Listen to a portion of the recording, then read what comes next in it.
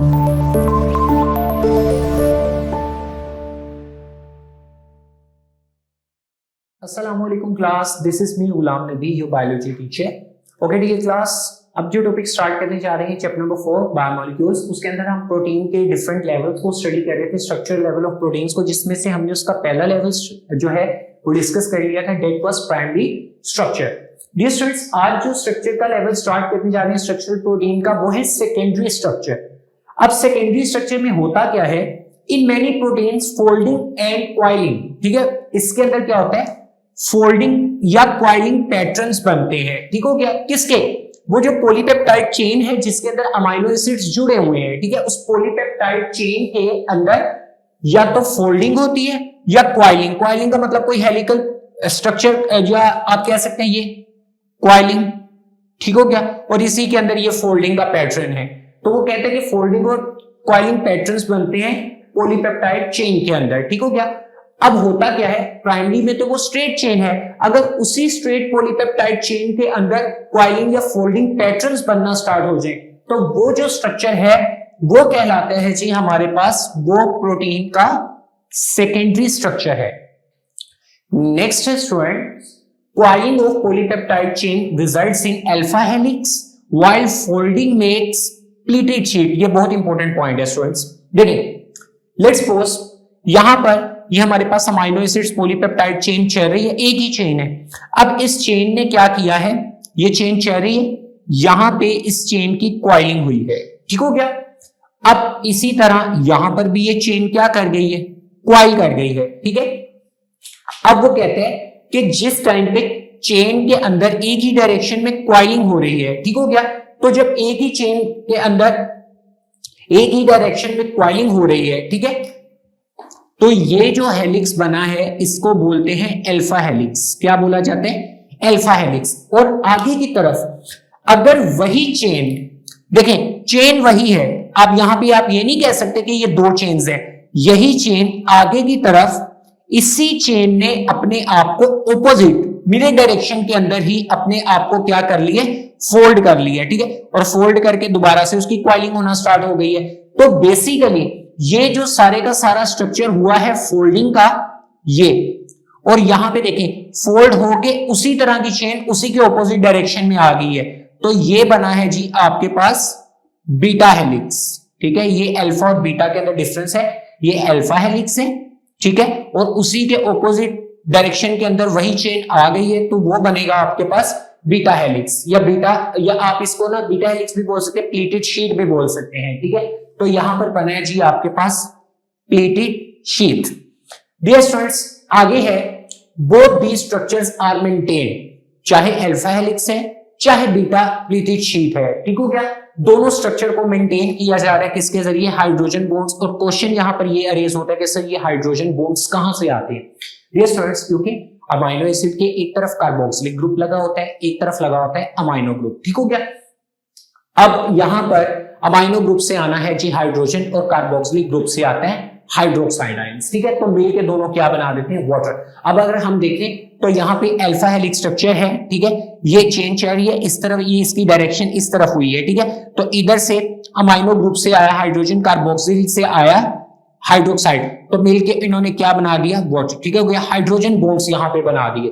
तो dear students, ये एक तो अल्फा हेलिक्स में भी हाइड्रोजन बॉन्ड बनते हैं, और जब वो चेन अपने आप को फोल्ड करवाती है दूसरी डायरेक्शन से आकर, तो देखिए एक डायरेक्शन से के अमीनो ग्रुप से हाइड्रोजन और दूसरे के कार्बोक्सिल ग्रुप से हाइड्रोक्साइड, वो मिलके भी इस चेन को क्या कर रहे हैं, स्टेबल रख रहे हैं, ठीक हो गया। तो डियर स्टूडेंट्स, यहां पे वो ये बात करता है कि ये स्ट्रक्चर्स मेंटेन होते हैं हाइड्रोजन बॉन्ड से, ठीक हो गया, चाहे अल्फा हेलिक्स है चाहे बीटा प्लीटेड शीट है, और ये हाइड्रोजन बॉन्ड किसके दरमियान में बनता है, amino acids and carboxylic groups, ठीक हो गया। सॉरी, यहां पर अमीनो एसिड्स की बजाय अमीनो ग्रुप लिखे आप, ठीक है, अमीनो ग्रुप्स, तो अमीनो ग्रुप और कार्बोक्सिलिक ग्रुप के दरमियान में, ठीक हो गया, और वो आपको पता है कि हाइड्रोजन कहां से आएगा, हाइड्रोक्साइड कहां से आएगा, तो अमीनो ग्रुप्स और कार्बोक्सिलिक ग्रुप्स जो नियर बाय अमीनो एसिड्स उस चेन में लगे हुए, इनके ये दोनों ग्रुप्स आपस में मिलेंगे और हाइड्रोजन बॉन्ड्स बनाएंगे, और हाइड्रोजन बॉन्ड्स की वजह से देखें ये चेन भी मेंटेन है, ये इसके अंदर पिलर्स का काम कर रहे हैं, और इधर से जब वो फोल्ड होकर बीटा प्लीटेड शीट बनाई है तो ये कहीं से हिल ना जाए,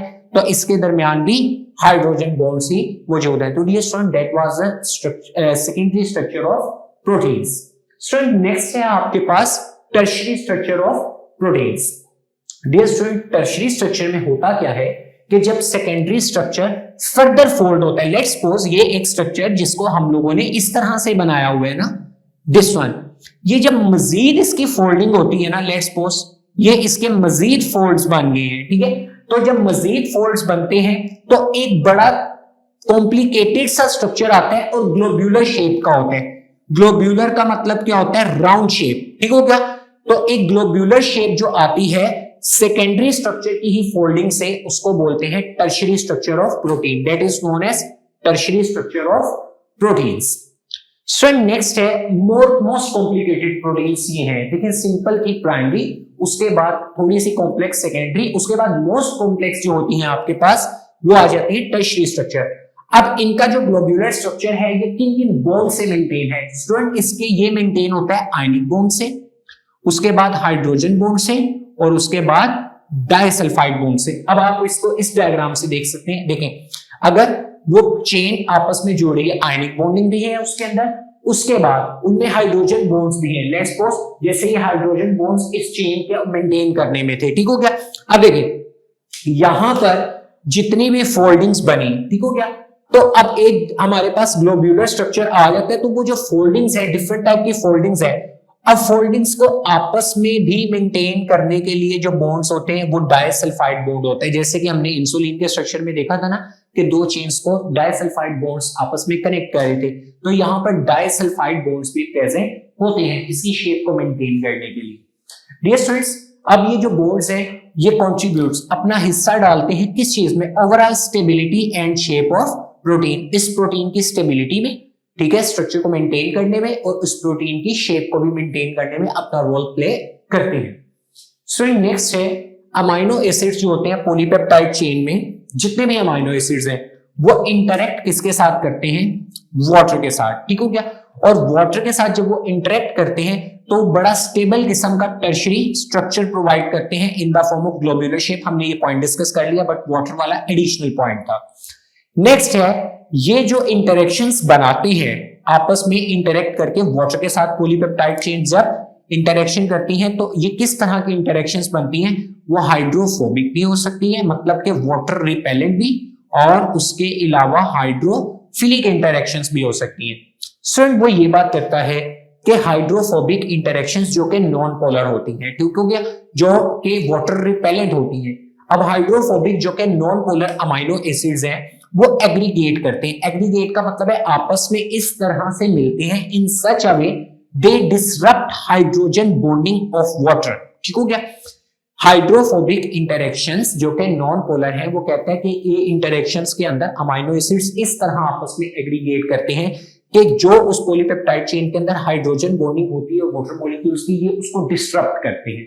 डिसरप्ट करने के बाद एंड आर सो बरी इनसाइड, इसका मतलब क्या है? लेट्स सपोज यहां पर जो भी हाइड्रोजन बॉन्डिंग हो रही होगी, लेट्स सपोज एक OH है और एक H है, ठीक है, यहां पर हाइड्रोजन बॉन्ड बन गए, ये इसको इस तरह से डिस्टर्ब करेंगे कि ये जो, अगर लेट्स सपोज ये हाइड्रोफोबिक एंड है, कौन सा एंड है? हाइड्रोफोबिक।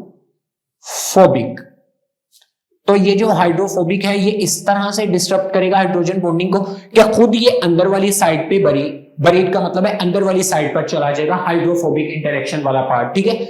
उसके बाद वो ये बात कर रहे हैं एट द सेम टाइम जो हाइड्रोफिलिक पोलर अमाइनो एसिड्स है turn towards the surface of water, क्योंकि वो वाटर लविंग होते हैं तो वो हाइड्रोफिलिक वाले बाहर वाली साइड पर आ जाएंगे, जबकि हाइड्रोफोबिक वाले अंदर वाली साइड पे आने चाहिए। इस तरह से इसका इंटरेक्शन होगा। डियर स्टूडेंट्स, यहां पर ये स्ट्रक्चर कंप्लीट हो रहा है हमारे पास टर्शियरी स्ट्रक्चर। उसके बाद सबसे लास्ट हमारे पास प्रोटीन का जो स्ट्रक्चर है that is quaternary structure. Quaternary structure का मतलब क्या है? जब दो या दो से ज्यादा पॉलीपेप्टाइड चेन्स, ठीक हो गया, दो या दो से ज्यादा polypeptide chains with tertiary structure, दो या दो से ज्यादा पॉलीपेप्टाइड चेन्स ज्यादा और उसके अलावा उनका कॉम्बिनेशन किसके साथ बन रहे हैं? टर्शियरी स्ट्रक्चर के साथ, जिसमें ऑलरेडी सेकेंडरी स्ट्रक्चर मौजूद है, ठीक है।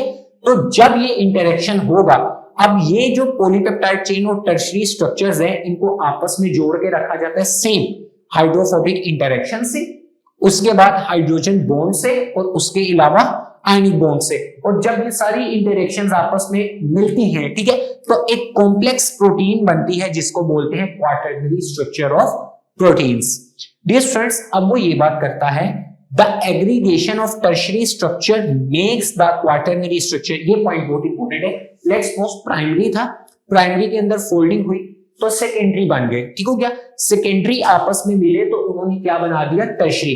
अब वो कहते हैं जितने भी टर्शरी स्ट्रक्चर्स हैं जब वो आपस में एग्रीगेट करते हैं, मिलते हैं, तो मिलने के बाद वो सबसे ज्यादा कॉम्प्लेक्स स्ट्रक्चर बना देते हैं प्रोटीन का, जिसको क्या बोलते हैं, क्वाटर्नरी स्ट्रक्चर। तो यहां पर आप देख सकते हैं इस स्ट्रक्चर के अंदर पॉलीपेप्टाइड चेन्स भी हैं और 2 से ज्यादा हैं, ठीक हो गया। और इसके अंदर लेट्स सपोज ये हमने टर्शरी स्ट्रक्चर बनाया हुआ था, तो इसके अंदर जितने भी मिलके टर्शरी स्ट्रक्चर्स हैं वो आपस में जब कंबाइन करते हैं तो ये जो प्रॉपर एक स्ट्रक्चर बनता है इसको बोलते हैं क्वाटर्नरी स्ट्रक्चर ऑफ प्रोटीन्स। तो dear student, that was all from today's lecture, जो कि था हमारे पास स्ट्रक्चर लेवल ऑफ प्रोटीन्स, जिसमें हमने सेकेंडरी स्ट्रक्चर देखा, टर्शरी देखा और क्वाटर्नरी देखा। तो होप सो डियर स्टूडेंट्स आपको लेक्चर क्लियर हो गया होगा। Dear student, take care of yourselves. अल्लाह हाफिज।